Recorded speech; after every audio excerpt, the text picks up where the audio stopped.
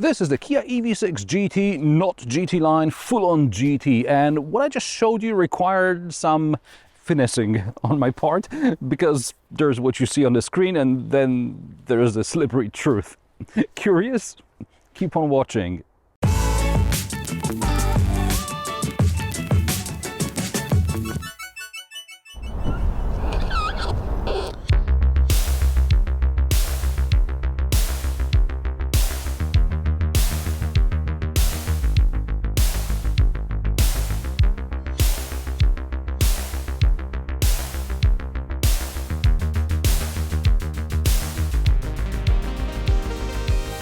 The Kia EV6 GT is a 585 horsepower monster.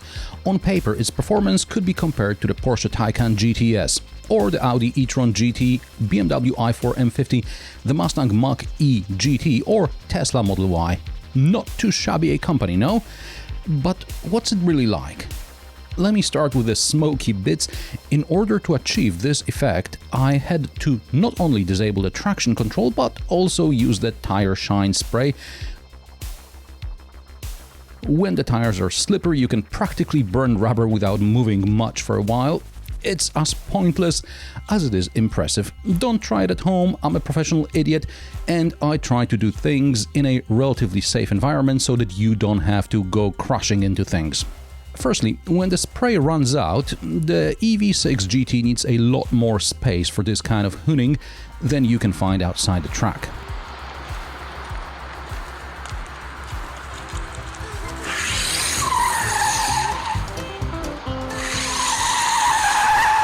And secondly, for some reason, a lot of smoke gets inside the car.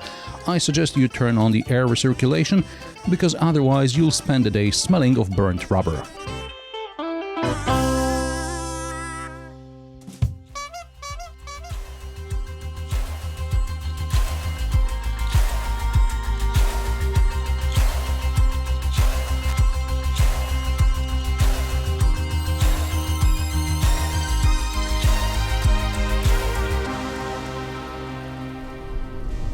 And just so you know, I'm not blaming Kia for the fact that on dry tarmac, a nearly 600 horsepower car with all-wheel drive and 740 Nm of torque sticks to the road. That's actually a good thing, because the driver has a chance to experience the promised performance and live to tell the story. Wet surface is a different story though. I suggest turning on the camera and waiting for things to develop. Who knows, maybe you'll become the internet sensation that you've always hoped to be. And what about performance? 3.5 seconds, 0 to 100 km per hour should be enough to get your pulse running and neck hurting. Let's start with the 3.5 seconds. I recorded a few attempts. In normal mode, it came out 4.4 seconds. In sport mode, 4.3 seconds. In GT mode, 4 seconds. And in GT mode with traction control off, 4.1 seconds, and I felt the rear was starting to slip. I'm taking into account that the morning was chilly and the tires were already not perfect by the time I recorded my drift attempts, so there is potential for improvement, although I don't think there's half a second in there. Also, I don't understand the obsession with EV acceleration. I mean, it's impressive once, when you don't expect it. Because, you know, the car is quiet and suddenly some invisible force pushes you into the seat. But after a couple of attempts in a few cars, I can say that either it's a Porsche Taycan and the Audi e-tron GT with the same 2-speed transmission, or nothing. Well, that's right. Most electric cars have those electric motors of theirs with high torque, but without gearing. Meanwhile, the Porsche has a lower gear for rapid acceleration, and the difference in the driving experience compared to other electric cars is colossal. The price difference is also colossal, but that's a different topic. Simply put, after a few days of driving the Kia EV6 GT, it turns out that you have too much power that you have nothing to do with anyway, because the car can be fast off the lights, but so what? A quick housekeeping note. I'm here to make car reviews for you and not to chase the YouTube algorithm. I appreciate you liking, subscribing and putting on the notifications and things. But that doesn't always do the trick. This is why I have a newsletter, which I encourage you to subscribe to. That way you'll get notifications about new videos straight to your inbox.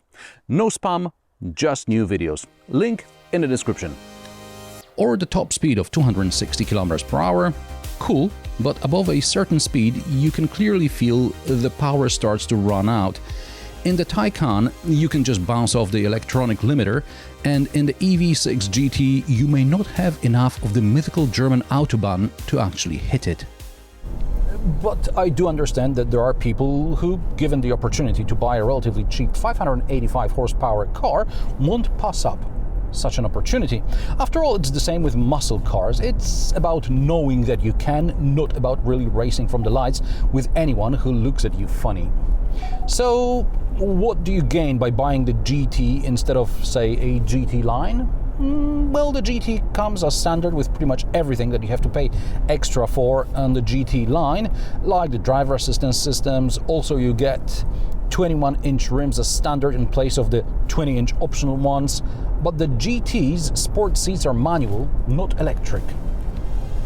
It wouldn't be a big deal if they were comfortable, but they aren't. The seat is at an acute angle, so I slump into it and my thighs rest on the protruding edge. And it's even worse for Anna, because the steering wheel obscures half the display for her. And because of the seat, she has to be close to the dash, and thus she gets hit on the head with the sun visor. We don't recall her having these problems in the regular EV6 with electrically adjustable non-sport seats.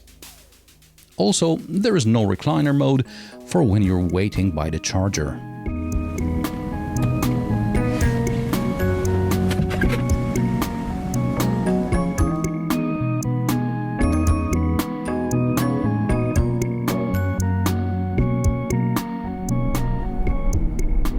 Range. Kia promises up to 424 kilometers in the combined cycle, some 100 kilometers less than the 229 horsepower rear-wheel drive version with the same 77.4 kilowatt-hour battery. The 325 horsepower all-wheel drive version has about 70 kilometers more range than the GT.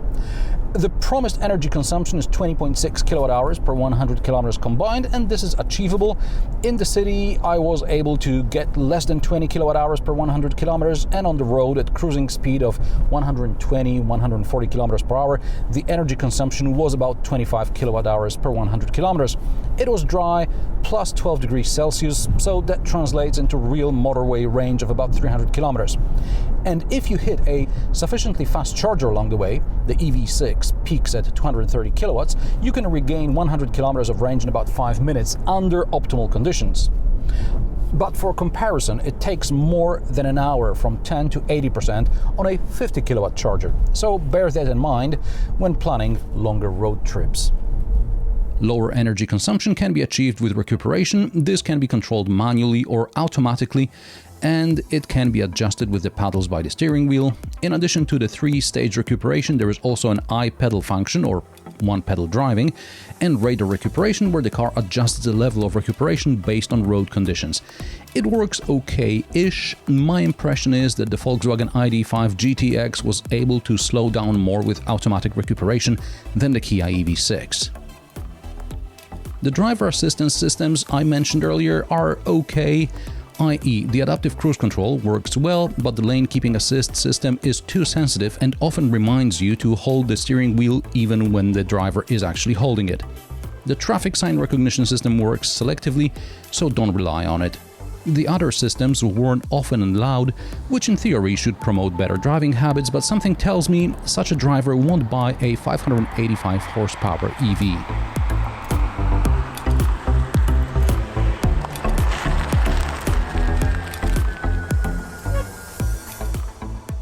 I've already talked about the interior and practicality of the Kia EV6 in a review last year, and I encourage you to watch that. Click the link on the screen here or in the video description. But I'll summarize the highlights and add what's new in the GT spec.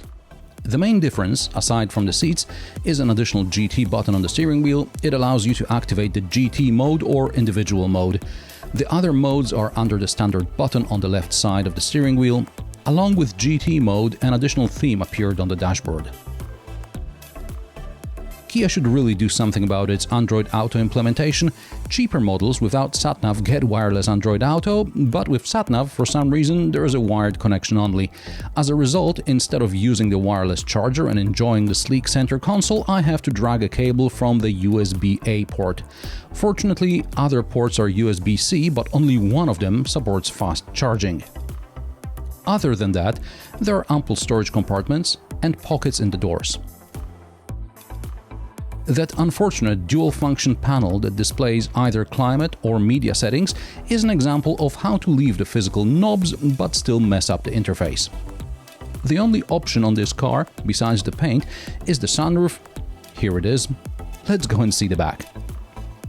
In the rear, there is still plenty of legroom and so-so headroom.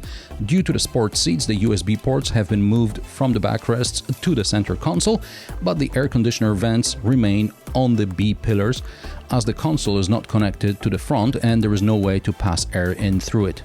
In the rear, the main difference is the green stitching. Other than that, the side seats are still heated, the door pockets are still small, there is still a small ski hatch behind the armrest with cup holders. The trunk capacity of the GT version is 480 liters, the cargo cover still fits under the floor and that's a plus. There are also levers to fold the seats in the second row and a 12-volt outlet. In the all-wheel drive version, the capacity of the frunk or front trunk is only 20 liters instead of 52 in the rear-wheel drive version, but it's still enough to put away your charging cable.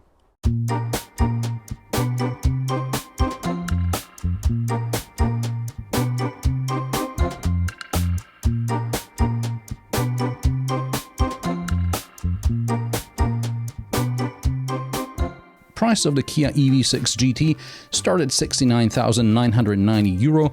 The only two options on this car are the €990 sunroof and the €920 Moonscape matte paint. That's a total of €71,900. The BMW i4 M50 starts at about €71,000, but add a few options and you're easily in the 80s. Tesla Model Y Performance with a few options will be in the low 70s. The Mustang Mach-E GT starts at an eye-watering €86,000. I can understand why Kia EV6 GT may appeal to you, but in my opinion, if you want a big electric Kia, buy a regular EV6 and spend the money you saved on a Mazda MX-5 or a Hyundai i20N. Kia should really do something cool with that Rio. That's some real driving fun on a budget, even if you don't get to smoke a Urus from the lights. And how do you like the Kia EV6 GT? Let me know in a comment section below. If you like my sarcastic, down-to-earth and possibly mildly amusing car reviews, join me every Friday at 3 p.m. Central European Time, and don't forget to subscribe and like this video as it helps me with the YouTube algorithm. Thanks for watching, and I will see you in the next one.